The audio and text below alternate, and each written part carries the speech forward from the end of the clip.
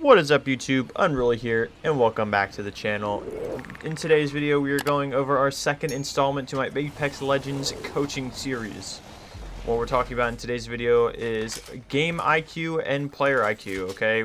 We want to get you guys thinking and playing at the highest level of Apex Legends, playing smarter and not working harder, as what they would say. First of all, I want to thank you guys so much for all the love and support you guys have shown the series so far. I was not expecting the first video to go as well as it did. The comments you guys were leaving, the support on the last video was amazing, and I can't thank you guys enough. And I'm glad that you guys are learning and finding my material very helpful. And it's only up from here, okay? So yeah, without further ado, let's get into it. Just a quick disclaimer, everyone. In today's video, the information you're going to take in isn't always implied immediately to your gameplay or whatnot. When it comes to game sense and player sense, the Apex Legends is always forever changing game. The meta changes, the way guns change, the way people play the maps always change. Apex Legends in its lifetime is constantly changing, okay? So with the information you're going to take in now could change in a slight variation later on, okay? So just keep that in mind as you take in today's information and the lessons that I have for you. Also note that I have over 8,000 hours into Apex Legends. The game's been out for 5 years, and I'm still learning and still incorporating new things every time I play the game. So take what you will about that. Just know that what you're hearing now isn't concrete. It can change, and again, it might work now, but it might not work later. So just keep that in mind. But the core idea of everything is something that you can incorporate into your gameplay right after watching, and I look forward to seeing you guys improve. Now, disclaimer aside, we're going to talk about the first topic in today's video, and that is improving decision making, okay? In Apex Legends, it is a game of information. You are constantly taking in information. You are gathering information such as like how many teams are in the area, what kind of loot we have, how close or how far away we are to zone, what legends are on our team composition. There's so much information in the game of Apex Legends that you have to take in, process, and make choices on. Whether that being, we can take this fight, there's enough time to take the fight, should we third party this, should we just rotate to zone? There's so many different decisions and all different types of information that you take in. Okay, and we're going to break down that information into 3 separate types of decisions that you have to make. The first of those decisions is a macro decision, okay? Macro involves like when your team is rotating, which spots of the map that you want to play on, how you want to rotate, say consider a deploy balloon, or you want to take a grav cannon, you want to take the giant monorail around the map. Those types of decisions are called macro decisions, okay? Micro decisions involve like which legend compositions you should be playing, what types of guns you should be using, should we take the time to craft, and crafting could also tie into macro with timings in which you rotate because you took the time to craft. And then there's player decisions or personal decisions, okay? Those things that you try to make for yourself, okay? And most of those decisions involve like positioning in gunfights, what types of guns that you are choosing to run, the character you choose to run, those independent decisions that you make, those would be the third type of decision. Now, all 3 of these decisions tie into essentially the gameplay, the experience in which how that match goes. Those 3 decisions that you make are constantly being made, okay? Whether it is small scale or large scale.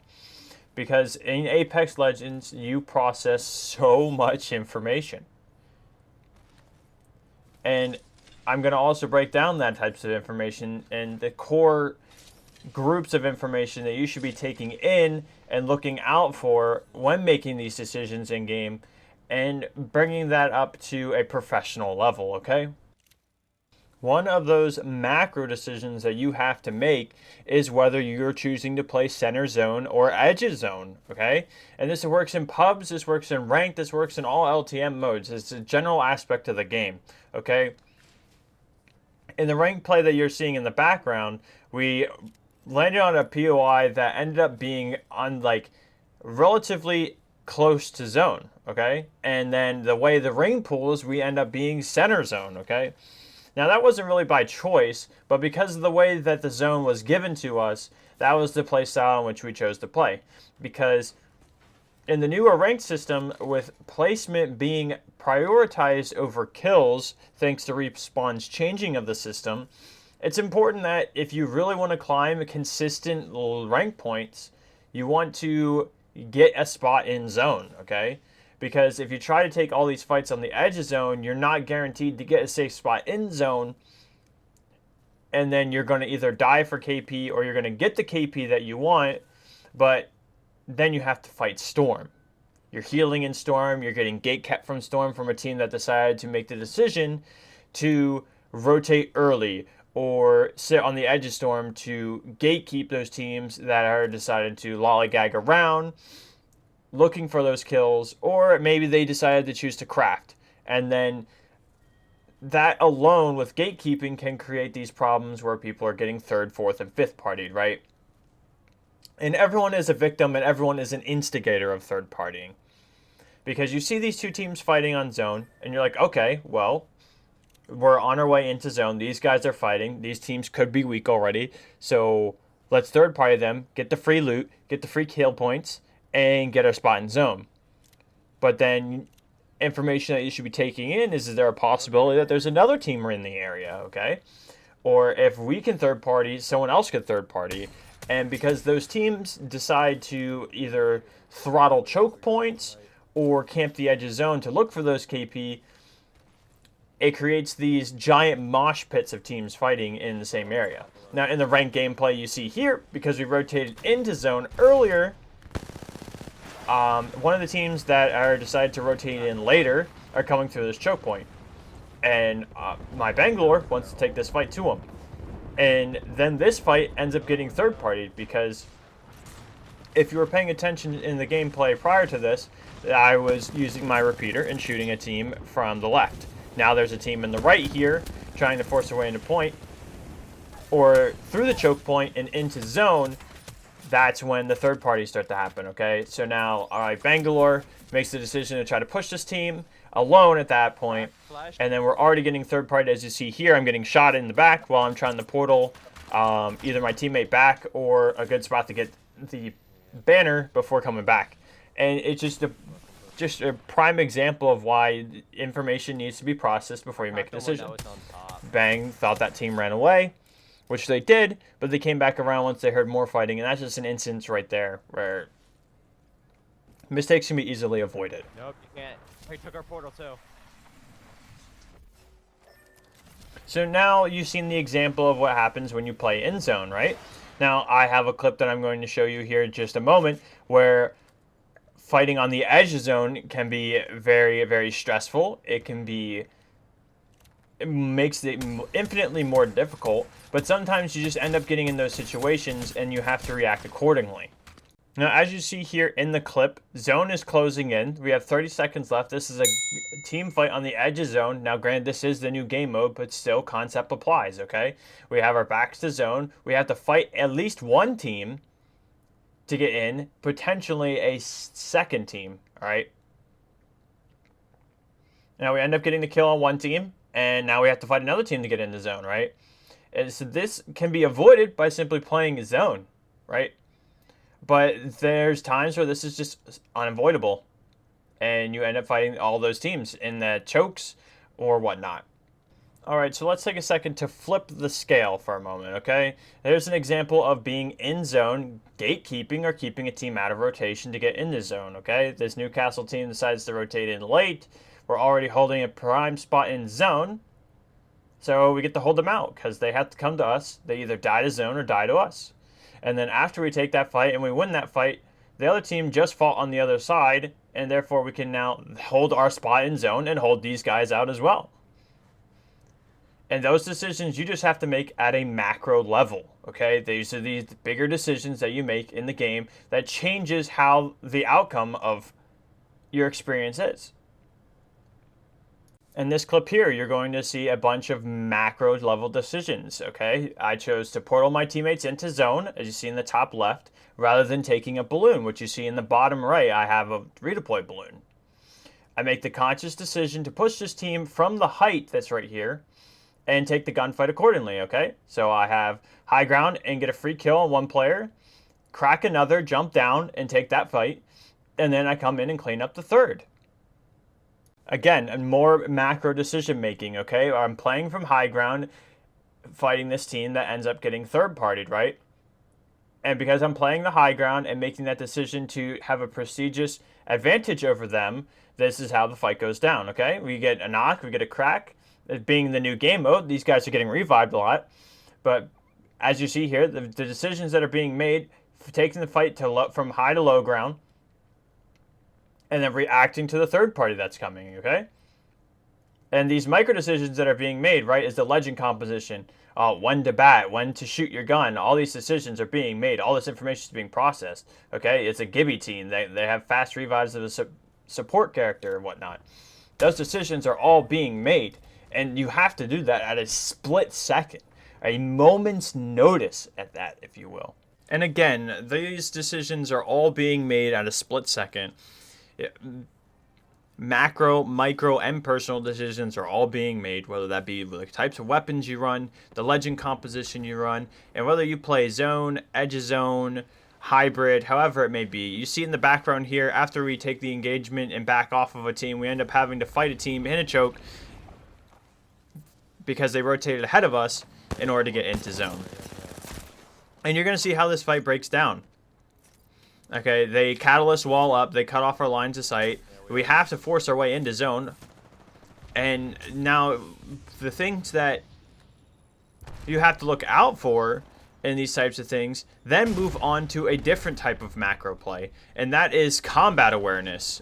In the previous video of our coaching sessions, we talked about was winning gunfights, and there's going to be another video that we're going to be talking about that you're going to get a little bit of a taste of here, and that's how team fights work, okay? In the example of my gameplay here, I make a personal and macro decision here of rotating my team into zone with a portal, and now we're ahead of this team, okay? We traded damage, we traded utility, we end up portaling past them, and now this fight is entirely flipped the script, okay? Now both teams are in zone, but if they want to get into the next zone, they have to get through us, okay? And then you're going to see how this fight goes down here, right? Tractor. Using different utility, using positioning. If they want to get to us, they have to climb towards us. If we want to get to them, we have to climb up to them. It's basically the script was flipped from just moments ago, okay? And now that we have cleared our back, we're able to rotate into zone relatively free. And those are just many, many, many, many instances and examples that I could give you guys how those decisions are made at a split second's notice, okay? Just in that 1 minute time frame there, we went from being gatekept to being the gatekeepers in that instance, okay? And now that you guys have been given plenty of examples of how these decisions are made, I want to move into the next part of the video when we're talking about game sense and player IQ. We're going to be moving into combat IQ, are just things and information you need to look at in the middle of a fight or before you take a fight, okay? Now, when it comes to combat awareness and combat IQ, you guys have just saw multiple examples of it right there, okay? When my Bangalore dies because we end up getting third party, we have to back out of that fight, okay? That's a prime example of when you can and when you shouldn't take a fight, okay? In the previous gunfight you just saw, we had to take that fight in order to get into zone, and now live as you're watching the gameplay in the background, you see how we rotate into zone, and the next fight that we're going to take, and that is a team coming from zone into, or excuse me, out of zone into zone, and now we get to gatekeep them once more, okay? And now you're going to see a bunch of different clips outside of this gameplay here that involves combat awareness, okay? When you're getting third-partied, when you should third-party, and the decisions you have to make while in combat in order to increase survivability, okay? And increase your odds of winning the fight, okay? Where are you shooting at? Now, in the clip you're about to see here, okay, we're laying siege onto a team that's holding this building, okay? And the first part of the way this fight goes down is the Horizon is out so split away from her teammates that it's just a free kill, a free opening in order to take this fight, right? Now, as you saw there, her teammates are all in the building, so she has to crawl all the way back into the building towards her teammates, and that allows us from not only the opening knock, but to give us a space with proper pathing to get into the building in order to take this 3v2. I thirst a teammate, come up through the one backside, and then my teammates come through the other, and it's really just routine from there, okay? They made the mistake of being isolated, giving us that free kill, and then we're able to just clean up the fight from there. Now, in the next clip here, you see we are getting sieged by a team afterwards, right? They take our height, and as a team, we are able to take different fights and push together and separate all these fights into 3v1s, 2v1s, and really wipe this team here.